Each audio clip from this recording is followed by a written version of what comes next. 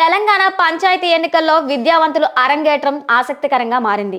చాలా మంది యువత ఈసారి సర్పంచులుగా, వార్డు సభ్యులుగా పోటీలో నిలిచారు. అయితే కొందరు ఐదంకెల జీతం, హైఫై లైఫ్, ఉన్నత ఉద్యోగాలు వదిలి పల్లె రాజకీయాల్లో అరంగేట్రం చేశారు. తాజాగా సంగారెడ్డి జిల్లాలోనూ ఒక సాఫ్ట్వేర్ ఇంజనీర్ తన విలాసవంతమైన ఉద్యోగాన్ని వదిలి గ్రామ అభివృద్ధి కోసం రాజకీయ బాట పట్టడం ఇప్పుడు స్థానికంగా చర్చనీయాంశమైంది. సంగారెడ్డి జిల్లా కొండాపూర్ మండలం మల్కాపూర్కు చెందిన ప్రవీణ్ కుమార్ హైదరాబాద్లోని ఒక ప్రముఖ సాఫ్ట్వేర్ సంస్థలో పనిచేసేవారు. అయితే కుటుంబ ప్రజాసేవ వారసత్వాన్ని కొనసాగిస్తూ గ్రామ అభివృద్ధికి నడుం బిగించారు. ఆయన కుటుంబానికి ప్రజాసేవలో సుదీర్ఘ చరిత్ర ఉంది. ప్రవీణ్ తల్లిదండ్రులు సుమారు 18 ఏళ్ల పాటు గ్రామంలో వివిధ రాజకీయ పదవుల్లో కొనసాగించి ప్రజలకు సేవలందించారు. వారి అడుగుజాడల్లోనే నడుస్తూ తన సొంత ఊరిని అభివృద్ధి పదంలో నడిపించాలనే సంకల్పంతో ప్రవీణ్ తన సాఫ్ట్వేర్ ఉద్యోగానికి రాజీనామా చేసి గ్రామానికి తిరిగి వచ్చారు.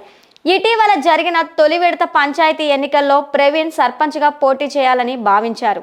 అయితే ఆ స్థానం రిజర్వేషన్ తనకు అనుకూలించకపోవడంతో ఆయన వెనక్కి తగ్గలేదు. రాజకీయ చాతుర్యంతో తన అనుచరుడిని సర్పంచ్ అభ్యర్థిగా నిలబెట్టి భారీ మెజారిటీతో గెలిపించుకున్నారు.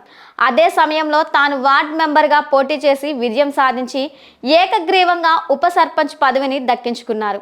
తాను అనుకున్నట్లుగానే గ్రామానికి సేవలందించే అవకాశం లభించడం పట్ల ప్రవీణ్ హర్షం వ్యక్తం చేస్తున్నారు. సర్పంచ్, ఉప సర్పంచ్ పదవులు తమకే దక్కడంతో గ్రామంలో పెండింగ్లో ఉన్న సమస్యలు పరిష్కరించి మల్కాపూర్ను ఒక ఆదర్శ గ్రామంగా తీర్చిదిద్దుతామని ఆయన ధీమా వ్యక్తం చేశారు.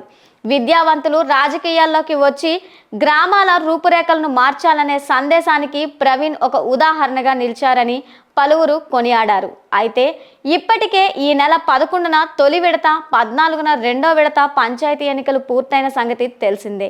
ఈ రోజు మూడో విడత ఎన్నికలు జరగగా మధ్యాహ్నం 1 గంటకు పోలింగ్ ముగిసింది. 2 గంటల నుంచి సర్పంచ్, వార్డు సభ్యుల స్థానాలకు కౌంటింగ్ ప్రక్రియ ప్రారంభం కానుండగా ఫలితాల కోసం అభ్యర్థులు ఉత్కంఠంగా ఎదురుచూస్తున్నారు.